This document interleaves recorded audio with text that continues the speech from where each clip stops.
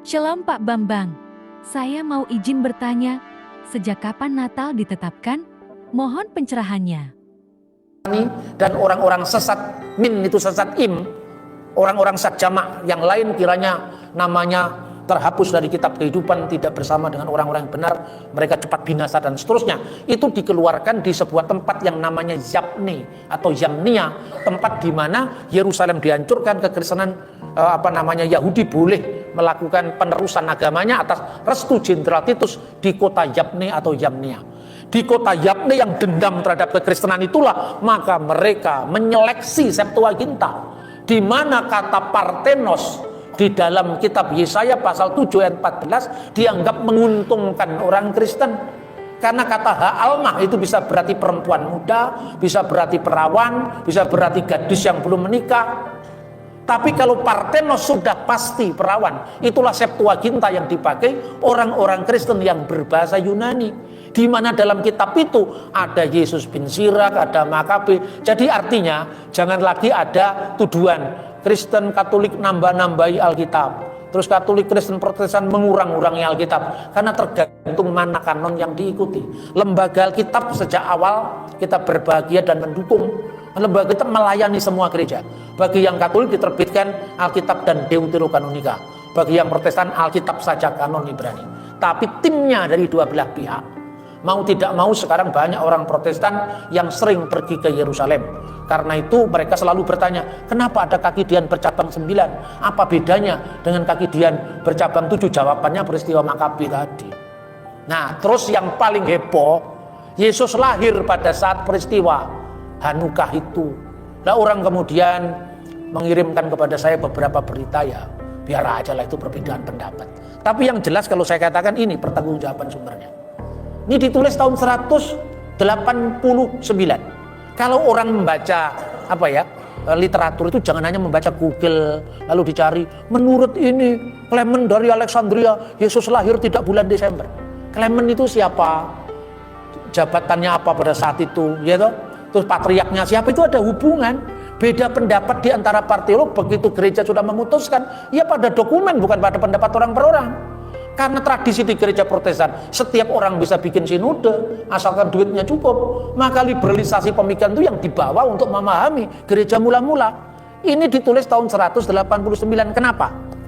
Karena patriark yang menginstruksikan ini namanya Demetrius I. Ini terpaksa saya jelaskan, ya, supaya heboh tentang Natal tidak berlarut-larut. Siapa Demetrius I? Demetrius I itu dulunya orang yang punya suami istri, pasangan suami istri. Suatu saat ketika Tuhan memanggilnya untuk menjadi seorang pemimpin, keduanya ini bukan bercerai, tapi tidak melakukan hubungan suami istri, karena untuk konsentrasi pada Tuhan, tinggal di biarannya masing-masing. Suatu saat patriark dari gereja Alexandria, penerus ke-11 dari Rasul Markus, namanya adalah Patriark Julius. Patriark Julius itu mendapatkan penglihatan ketika dia sedang sakit, dan nanti akan ada orang yang datang kepadamu membawa seberkas anggur. Nah, dialah yang akan menjadi patriark berikutnya. Tiba-tiba yang datang itu benar, yang namanya Demetrius. Lalu Demetrius itu diteguhkan panggilannya, singkat kata akhirnya dia diangkat sebagai patriark Alexandria yang ke-12. Nah, setelah dia diangkat jadi patriark Alexandria, sebelum dia jadi patriark, dia sudah terlibat dalam perhitungan kalender Paskah. Ini sejarahnya. Sebelum Roma menetapkan, memang pada zamannya Paus Telesphorus pertama sudah ada penetapan, tapi tentang hari-hari puasa pertama ditetapkan di Alexandria. Dia mengatakan begini, kita harus mulai menegaskan Paskah kita ini bukan lagi Paskah Keluaran, yaitu 14 bulan Nisan, malam 14 bulan Nisan itu Paskah Yahudi, penyembelihan anak domba Paskah.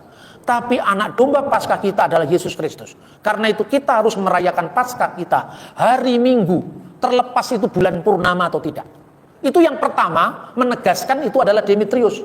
Makanya ketika tahun pertama pengangkatan dia jadi patriark, menurut sumber-sumber buku ini yang banyak ditulis, ya, itu kemudian dia menetapkan tentang puasa Prapaskah, puasa Pranatal, dan juga hari-hari perayaan gerejawi. Makanya ditetapkan ini pada tahun pertama pengangkatannya sebagai Patriark Alexandria. Dan setelah itu suratnya dia dikirimkan kepada Patriark Yerusalem, Patriark Roma atau Paus Roma, kemudian Patriark Konstantinopel, kemudian menjadilah buku ini pasal 18 ini pertanggungjawaban sumber. Ini sebelum Dewa Matahari dirayakan oleh Kaisar Aurelian tahun 274, titik balik musim dingin kan baru tahun 274. Lah ini tahun 189, pasal 18 ini teksnya.